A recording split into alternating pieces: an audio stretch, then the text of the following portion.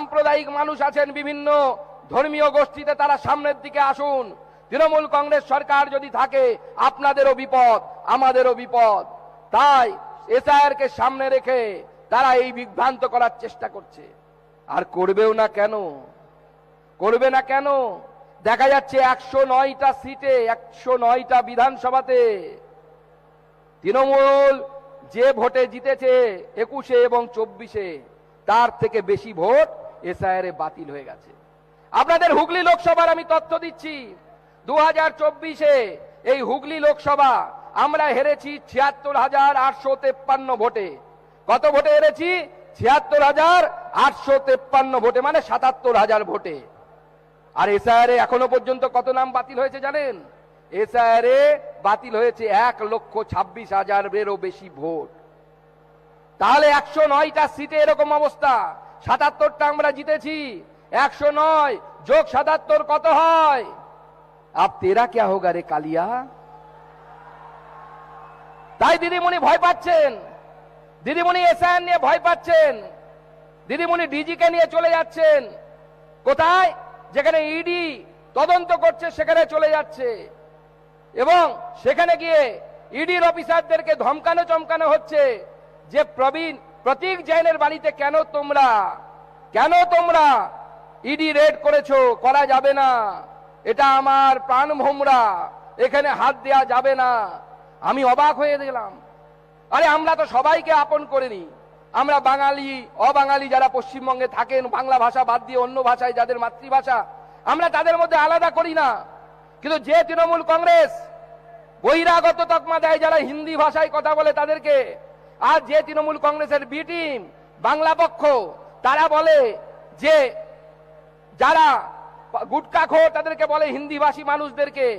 আজকে সেই মুখ্যমন্ত্রী যেদিন তার বাঙালি নেতারা ধরা পড়ল, যেদিন পার্থ চট্টোপাধ্যায় ধরা পড়ল, দিদিমণি বাঁচাতে যাননি। যেদিন ফিরহাদ হাকিমকে ধরা পড়ল তার বাড়িতে দিদিমণি যাননি। যেদিন মদন মিত্র ধরা পড়েছে দিদিমণি তার বাড়িতে যাননি। কিন্তু যখন প্রতীক জৈন ধরা পড়ল, তার বাড়ি তো পশ্চিমবঙ্গে নয়, তিনি ঝাড়খণ্ডের বাসিন্দা, সেখানেই বড় হয়েছেন, তাকে বাঁচাতে দিদিমণি সঙ্গে সঙ্গে চলে গেল। আর দিদিমণির পেছনে ডিজি দৌড়চ্ছে, ডিজি পুলিশ। লজ্জা লাগে। আমরা যখন স্কুল কলেজে পড়তাম তখন একটা গান শুনতাম, দিদি তেরা দেবর দিবানা, তাই কি না? দিদি তেরা দেবর দিবানা, কুড়িও কো ডালে ডানা। এখন বলতে ইচ্ছা করছে দিদি তেরা ডিজি দিবানা, ইডি কো ডালে ডানা। এই হয়েছে তৃণমূল কংগ্রেসের অবস্থা, তৃণমূল কংগ্রেসের পুলিশের অবস্থা। ডিজি দৌড়চ্ছে, যেখানে মুখ্যমন্ত্রী পেছনে ডিজি। আরে ডিজি সাহেব পড়াশুনো করে আইপিএস পাস করেছেন, একটু তো লজ্জা শরম রাখবেন কিনা? রাখা তো উচিত। আপনি লজ্জা শরম রাখছেন না, দিদিমণির পেছন পেছন যাচ্ছেন। এটা কি ঠিক হচ্ছে? এটা তো দিদিমণির পেছন পেছন যাওয়া আপনার ঠিক নয়। আর তাও যদি সময় হয়ে গেছে, তাও যদি এই পড়াশুনো যারা তৃণমূল কংগ্রেসের নেতাদের পেছনে ঘুরতেন, তাও মান সম্মানটা বাঁচত। গত কয়েকদিন আগে ভাইপো এক জায়গায় ভাষণ দিচ্ছে, আমি তো শুনে মাথা খারাপ। বলছে রামমোহন রায়, রাজা রামমোহন রায় আমাদের সকলের শ্রদ্ধেয়, এই হুগলি জেলার মাটিতে জন্মগ্রহণ করেছিলেন। সেখানে ভাইপো বলছেন এই রামমোহন রায় যদি না থাকতো তাহলে আজকে নাকি আমাদের মারা যখন মারা যেত তার সাথে সাথে আমাদের বাবা কাকাকে নাকি চিতায় শোয়ানো হতো। রামমোহন দূর করেছিলেন সতীদাহ, আরে ভাইপো বলছে পতিদাহ, পতিকে জ্বালাও। এই রকমের মূর্খ নেতা তৃণমূল কংগ্রেসের হয়, অন্য কোনো পার্টিতে এই ধরনের মূর্খ নেতা পাবেন না। আজকে আমাদের এখানে প্রচুর মা বোনেরা এসেছেন, তাদের আমি আশ্বস্ত করছি, নরেন্দ্র মোদী সরকার এলে তৃণমূল ভয় দেখাচ্ছে যে আপনাদের লক্ষ্মীর ভান্ডার বন্ধ করে দেবে। এই মঞ্চ থেকে পরিষ্কার বলছি, তৃণমূল যত টাকা বলবে তার থেকে 50 টাকা বেশি হলেও আমরা লক্ষ্মীর ভান্ডারে দেব, এটা আমাদের গ্যারান্টি। এই সিঙ্গুরের মাটি থেকেই তৃণমূল সরকারের সূত্রপাত হয়েছিল, আরম্ভ হয়েছিল। এই সিঙ্গুরের মাটি থেকেই এই তৃণমূল সরকারের বিসর্জন হবে। শুধু সময়ের অপেক্ষা, আর ভোট চুরি নয়, আজ রোহিঙ্গাদের অনুপ্রবেশকারীদের দিয়ে ভোট নয়। আজকে হুগলিবাসী, আজকে সিঙ্গুরবাসী যারা এই দেশের নাগরিক আছেন, যারা এখানে কষ্ট করে পরিশ্রম করে রোজগার করছেন, আজকে তাদের জন্য তাদের ভোট হবে। সারা জায়গায় দেখতে পাচ্ছেন পশ্চিম বাংলার অবস্থাটা কি করেছে। একদিকে যখন নরেন্দ্র মোদী সরকার পুরো ভারতবর্ষকে এগিয়ে নিয়ে যাচ্ছে, কিছুক্ষণের মধ্যেই সরকারি বড় বড় প্রকল্প উদ্বোধন হবে, আমাদের এই হুগলিতেই এই বলাগড়ে পোর্টের উদ্বোধন হবে, এত বড় বড় কর্মসংস্থান হবে। আর তখন অন্যদিকে দেখছেন দুদিন তিন দিন ধরে এই পশ্চিমবঙ্গের বুকে বেলডাঙ্গা মুর্শিদাবাদের সেখানে মব, তারা ট্রেনের মধ্যে পাথর ছুটছে, ট্রেনের লাইনের মধ্যে পাথর দিয়ে দিচ্ছে।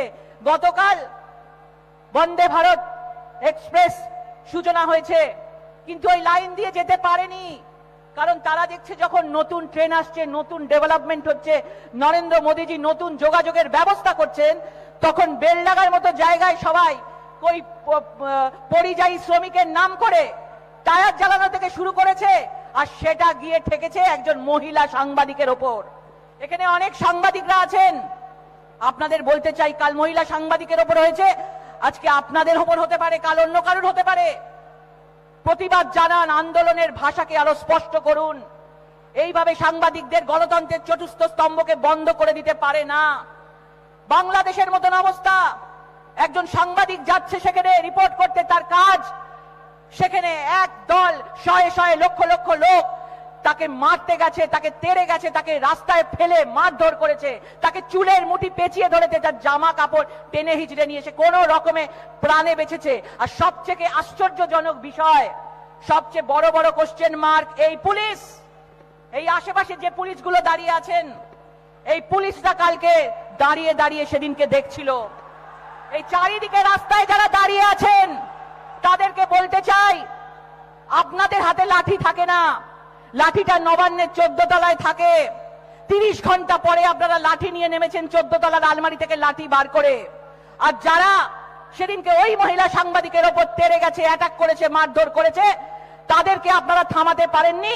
তাকে বলেছেন আমাদের ওপর থেকে অর্ডার নেই। তারে ভাবুন, এই সিঙ্গুরের বাটিতে যদি কোনো মহিলাকে অত্যাচার করা হয়, তাহলে বলবে যে আমাদের দাঁড়িয়ে দাঁড়িয়ে তারা দেখবে, যেভাবে তারা দাঁড়িয়ে দাঁড়িয়ে এখন দেখছে, তারা দেখবে, বলবে আমাদের অর্ডার নেই, আমরা আপনাকে বাঁচাতে পারবো না, আপনারা ধর্ষিত হন, আপনাদের মৃত্যু হোক, তবুও আমাদের দাঁড়িয়ে থাকতে হবে। এখানের পুলিশ এটাই করে।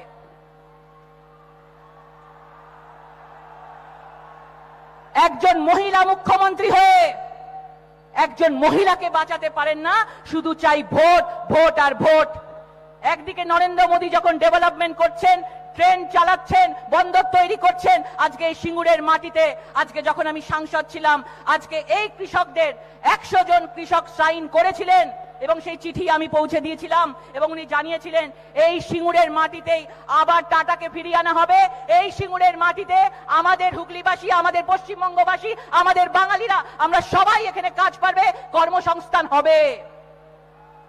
আজকে অনেক কিছু বলা, হ্যাঁ, মিথ্যে কথা বলা, মিথ্যে কথা বলে এই ফুটপার্ক বানাবো, এই ফুটপার্ক বানাবো, আর সর্ষের বীজ দিয়ে কাশফুল ফুটিয়ে বলা হচ্ছে তৃণমূলে এই সিঙ্গুরের শিল্প হচ্ছে, সিঙ্গুরের শিল্প হচ্ছে, ওই চপের শিল্প, ঢপের শিল্প হচ্ছে।